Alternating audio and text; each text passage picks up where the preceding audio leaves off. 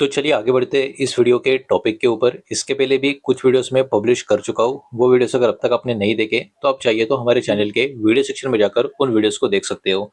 तो देखिए यहाँ पर हम डिस्कशन करने वाले रिलैक्सो फुटवेयर्स लिमिटेड इस कंपनी के शेयर के बारे में।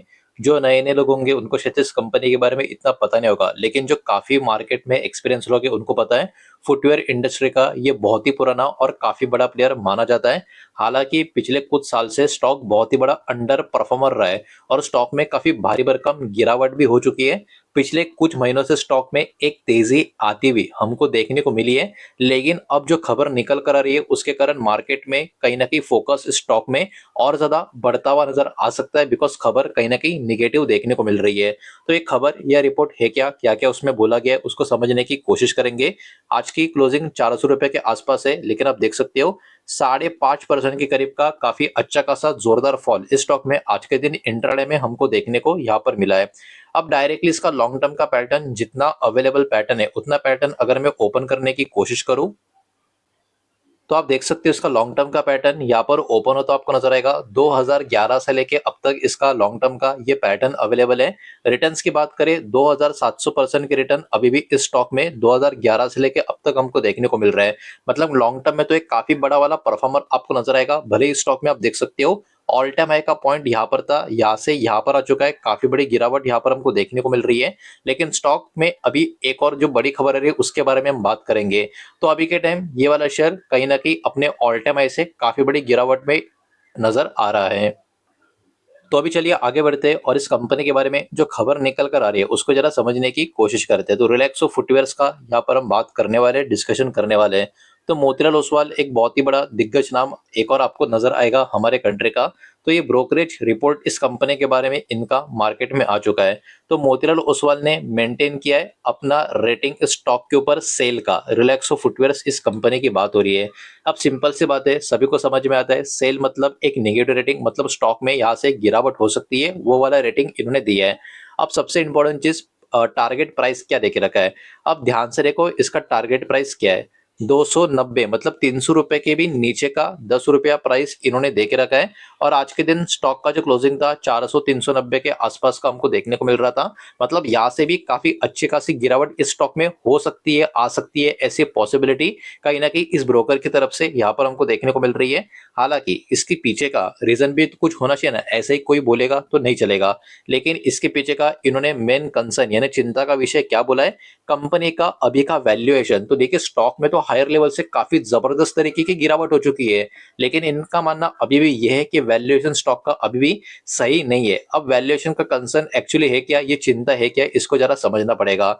तो अभी जो इंफॉर्मेशन इनके थ्रू मार्केट में आ रही है, इनके हिसाब से स्टॉक अभी के टाइम ट्रेड कर रहा है 45 टाइम्स, लेकिन किस वैल्यू पे, 45 टाइम्स इनका जो एस्टिमेटेड अर्निंग था फाइनेंशियल 2028 का, उसके हिसाब से कैलकुलेशन में ये शेयर अभी इस टाइम पे 45 टाइम्स पर ट्रेड कर रहा है। मतलब सिंपल सी बात है, ये हद से भी ज्यादा वैल्यूएशन वाला हायर जोन में आपको देखने को मिलेगा। ये पर्टिकुलर ये ब्रोकरेज रिपोर्ट में ये चीजें हमारे सामने यहाँ पर हमको देखने को मिल रही है। तो मोतीलाल ओसवाल इन्होंने कहीं ना कहीं इस वैल्यूएशन को किस तरीके से कंसिडर किया है, इन्होंने कहीं ना कहीं इसको एक्सपेंसिव यहाँ पर वैल्यूएशन माना है। बिकॉज कंपनी का रिसेंटली जो ऑपरेटिंग परफॉर्मेंस है और ग्रोथ के नंबर से उसको सबको ध्यान में रखते हुए कैलकुलेशन करते हुए मोतीलाल ओसवाल इस ब्रोकर का मानना है कि करंट वैल्यूएशन स्टॉक की हायर लेवल से काफी बड़ी गिरावट की देखने को तो मिल रही है, लेकिन जो ऑपरेटिंग परफॉर्मेंस है और जो ग्रोथ नंबर से उसके सामने ये वैल्यूएशन अभी भी काफी हाई, मतलब ओवरऑल काफी जबरदस्त तरीके का ऊपर की तरफ ही नजर आ रहा है, जिसके कारण स्टॉक में अभी भी यहाँ से करेक्शन के मौके, गिरावट के मौके बनते हुए नजर आ सकते हैं। अब रेवेन्यू ग्रोथ की बात करें जून क्वार्टर में वो कैसी थी वो भी जरा समझ लेते हैं। क्वार्टर 1 फाइनेंशियल ईयर 2027 में रिलैक्सो फुटवेयर ने रिपोर्ट किया था रेवेन्यू 705 से लेके 720 करोड़ का। अब इंटरेस्टिंग बात यह है कि एक साल में एक्चुअली ये ग्रोथ थी 8% की, जो खराब तो मानी नहीं जाती, लेकिन इस ग्रोथ के पीछे का मेन कारण यह बताया जाता है कि ग्रोथ को सपोर्ट दिया गया है हायर प्रोडक्ट प्राइस में, मतलब इस कंपनी के जो प्रोडक्ट्स है, ऑब्वियस सी बात है इनके जो प्रोडक्ट्स है फुटवेयर्स के, इनके प्रोडक्ट का प्राइस जो ऊपर की तरफ गया है, इसके कारण इन नंबर में ग्रोथ देखने को मिली है। लेकिन जो वॉल्यूम है, वॉल्यूम में डिक्लाइन देखने को मिली है। मतलब सेलिंग कम हुए लेकिन प्राइसिंग जो ज्यादा रखा है कंपनी ने, उसके कारण कंपनी का थोड़ा फायदा होता हुआ यहाँ पर देखने को मिला है।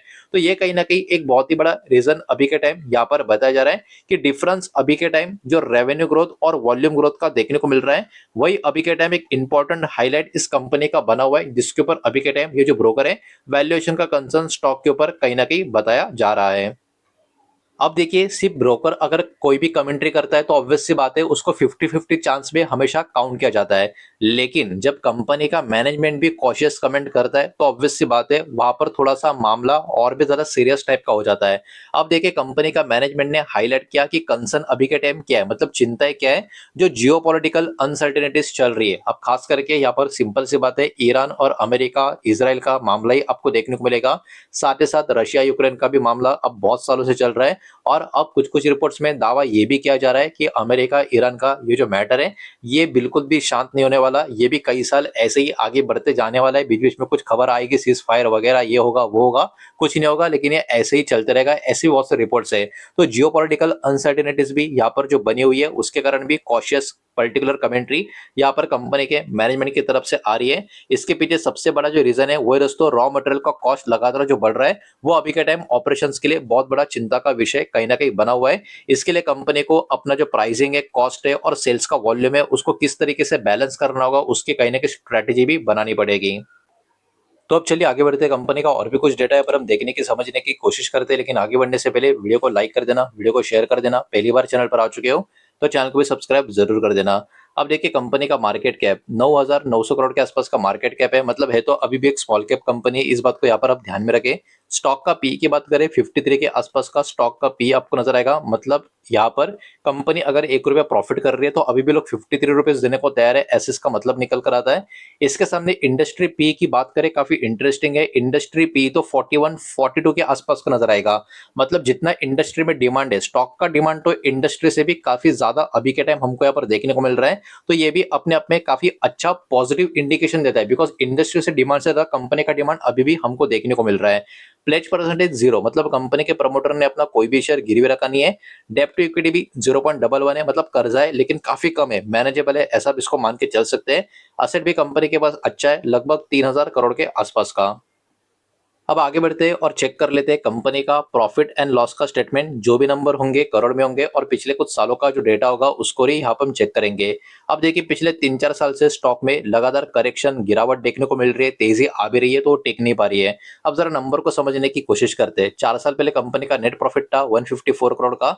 अगले साल प्रॉफिट बढ़ा 200 करोड़ का, उसके अगले साल फिर से प्रॉफिट कम हो गया 170 करोड़ का, और अब फिर से पिछला फाइनेंशियल कंपनी का प्रॉफिट बढ़ चुका है 179 करोड़ का। मतलब क्या, मतलब प्रॉफिट में भी अप्स एंड डाउन्स आपको देखने को मिलेंगे, कभी ऊपर जा रहा है, कभी नीचे आ रहा है, कभी हल्का सा ऊपर, कभी हल्का सा नीचे।